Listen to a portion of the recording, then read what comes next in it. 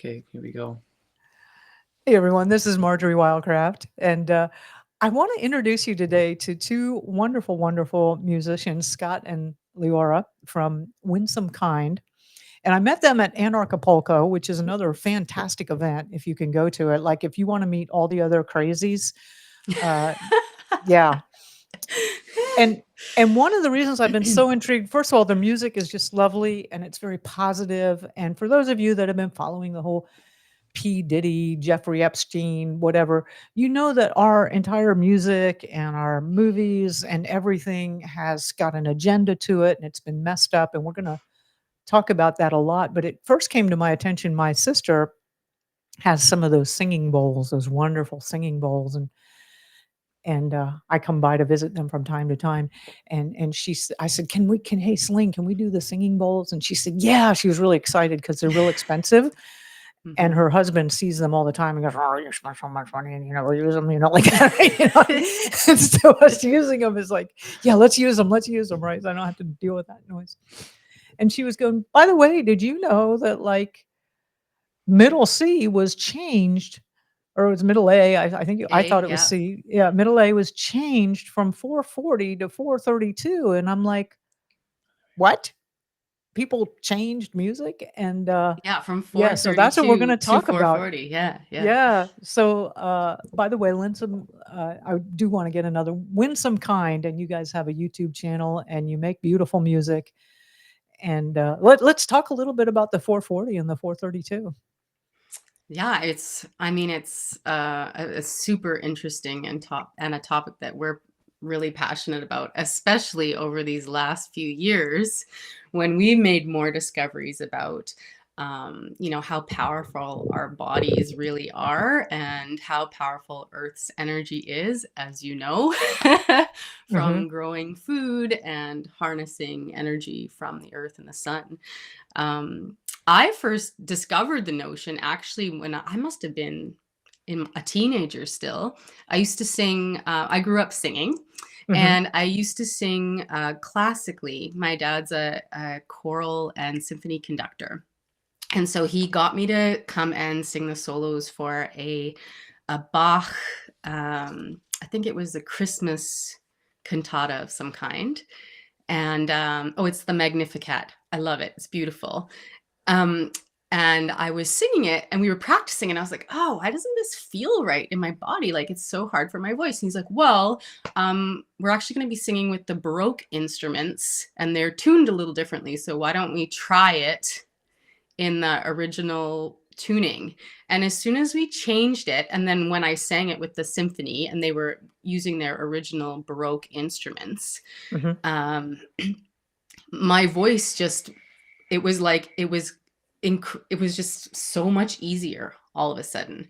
And so that for me, I was like, wow, like just shifting this a little bit. So that's kind of when it started the wheels going for me. So there was a visceral body acknowledgement of the difference of Immediate. There's just an ease wow. kind of in my throat, Hmm. like it just kind Hmm. of the tension slipped away. So I didn't know any of the scientific reasons at that time, but I felt in my body this is very different. And isn't that strange that they would have changed that tuning to be more, well, Yeah. there's lots of reasons now, just like anything. Yeah, like they The programs of why it happened and it's better and more convenient and blah blah blah. But which it is in certain cases, like when they standardize the tuning to 440. Like I have a whole set of harmonicas that I play and they're all tuned to 440. So yeah, it you know becomes a challenge now to make, to record everything in 432 because of the instruments, the modern instruments. That are and physically made in the 440. exactly. And like you Yeah. were talking about singing bowls, Marjorie, like you can order singing bowls in 440 or you can order singing bowls in 432. I And mean, it's I don't know why you would. yeah, I don't know why you wouldn't. The 432, But I mean, I get it, but there is something about the 432 frequency that just like, I don't know, there's a vibration about it. It feels different in your body, like Leora was saying when she sang. she just toddlers going pee. Toddlers going pee. Okay, Yeah. we got kids You running guys are around the great. house They're here. homeschooling y'all. Cut them a break. Right? Yeah, they're good.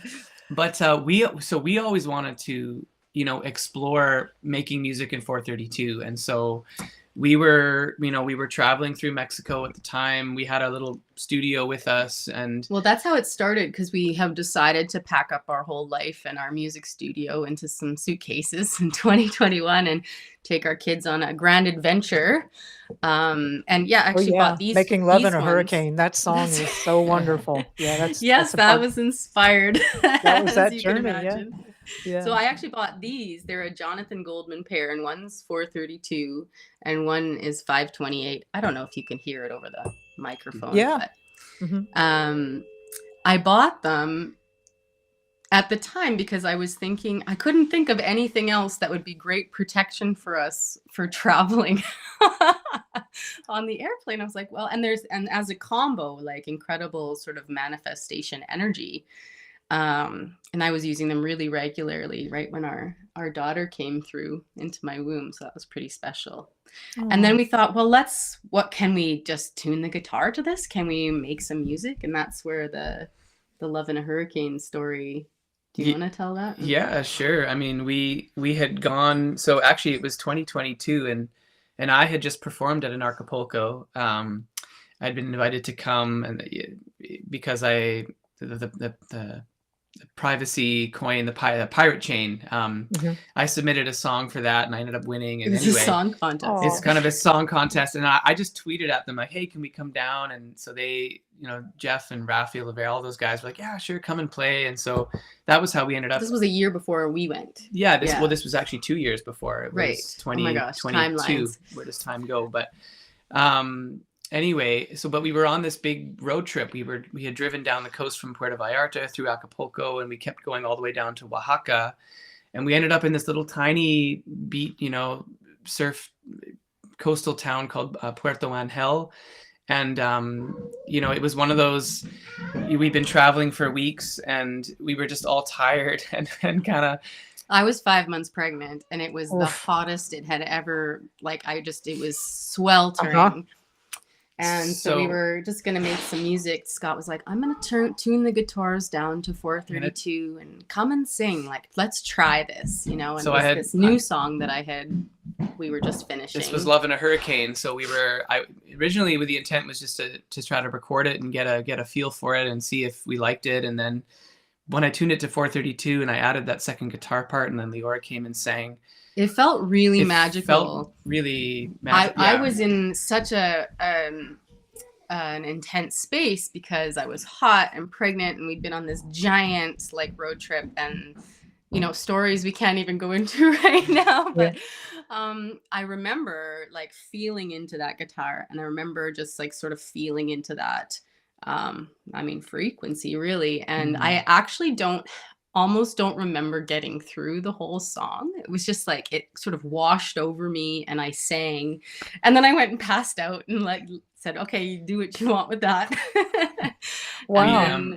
We tucked it away for almost a year and a half, actually, and it wasn't until we had come back to Canada and we were traveling, continuing well, our we had adventure. a free birth of our daughter up in the woods, and We were living in a camper at the time and just traveling and meeting people, and we ended up on Salt Spring Island for that winter where we were finishing our album. And that's when I opened up the file for Love in a Hurricane again, and we listened through it, and we were both just mesmerized. We were listening to this song, this recording, we're like, wow. it was a and time capsule. it was like we were, because we had thought about re-recording magic. it. Yeah, it really was this little time capsule, and we thought about re-recording it, but after listening to it, we're like, this, it just captured, there's an energy about it that it captured from our travels, and in 432. I totally get that, because sometimes my best meditations are when I'm forcing myself to meditate while I'm under the most stressful conditions.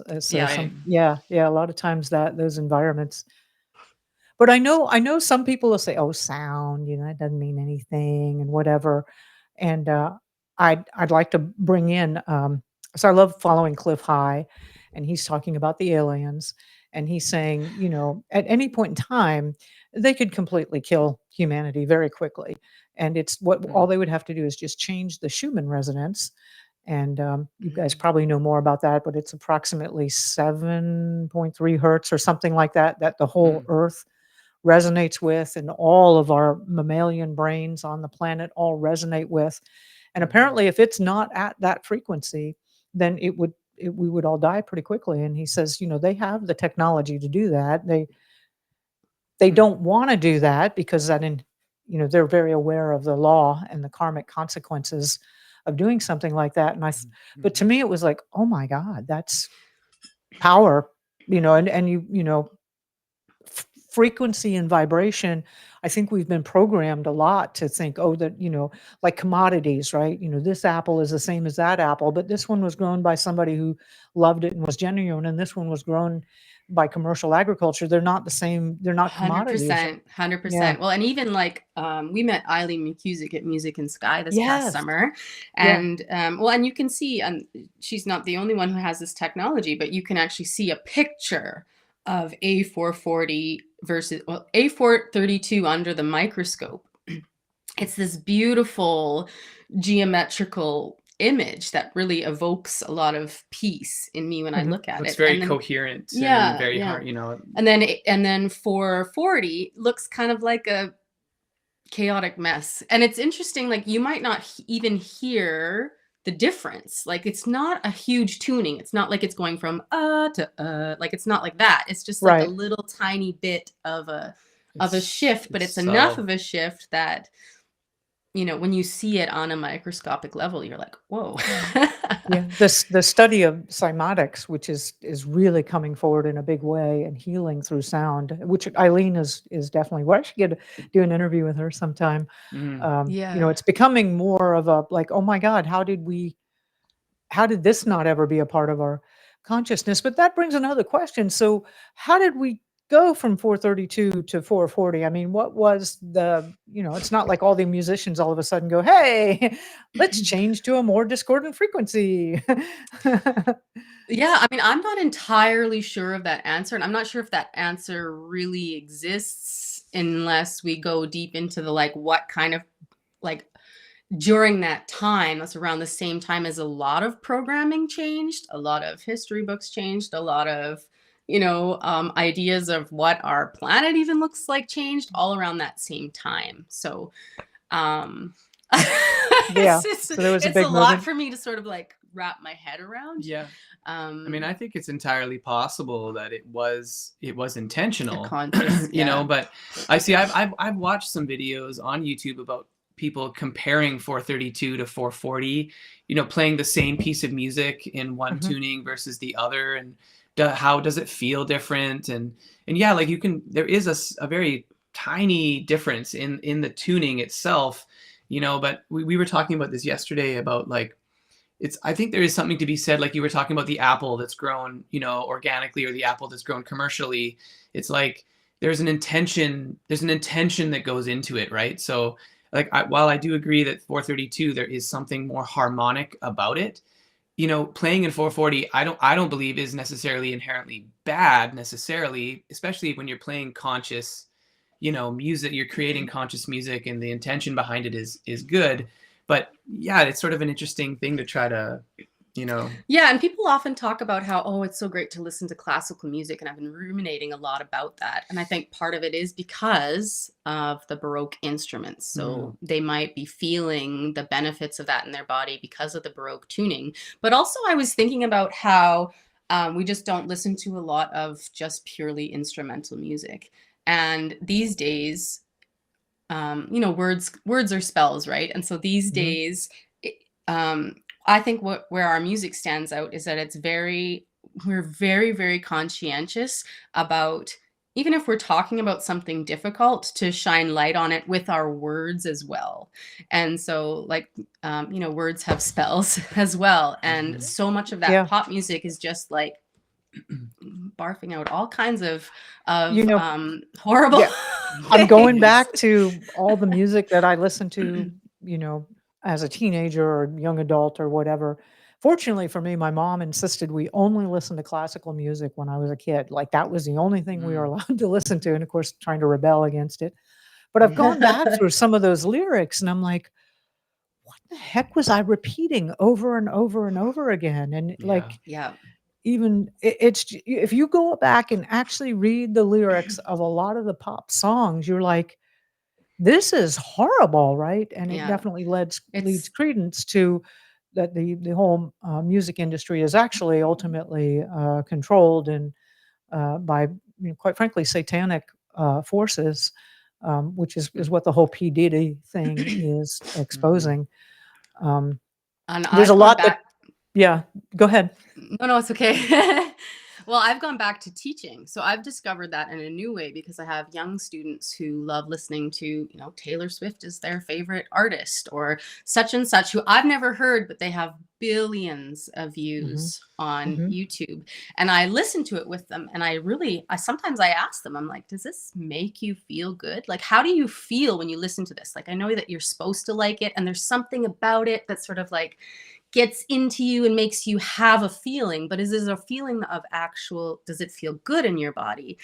And so I've been writing because I'm so sensitive to that kind of stuff anyways, and to those kind of words. And so what we're working on right now is a musical mantra album of Oh, nice. Yeah. essentially affirmations, and we're gonna record it all in 432. And I've been practicing them on my students, both adults and kids. And you're never quite sure when you introduce something like that.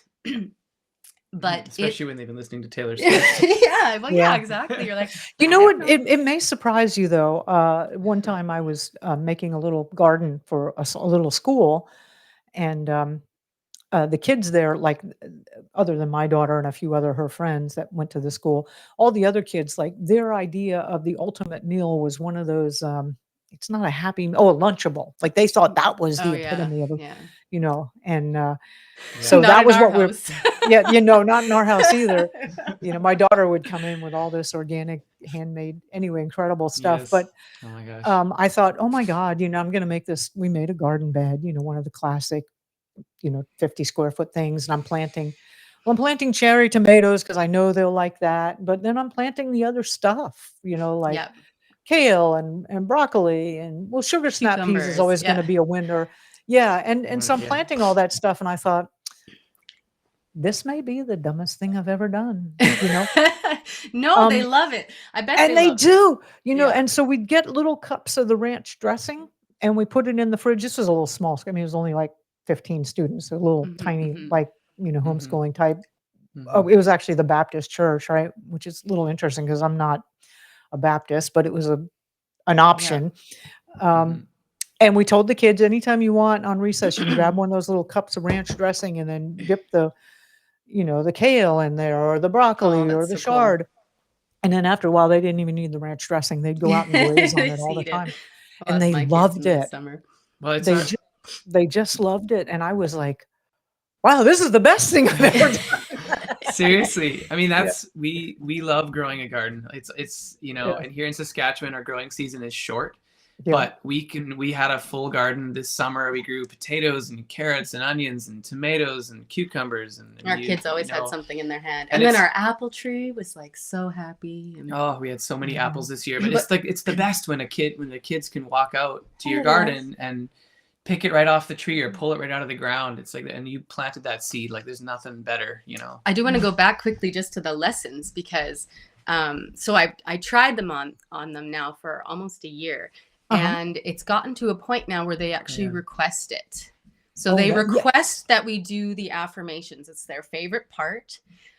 Even little Eliza, who's 2, she'll come in and she'll sit for 20 to 30 minutes of the kids' lessons, and they'll sing, "My body is wise, my body is strong, my body is healthy all year long," and all these different ones that we do.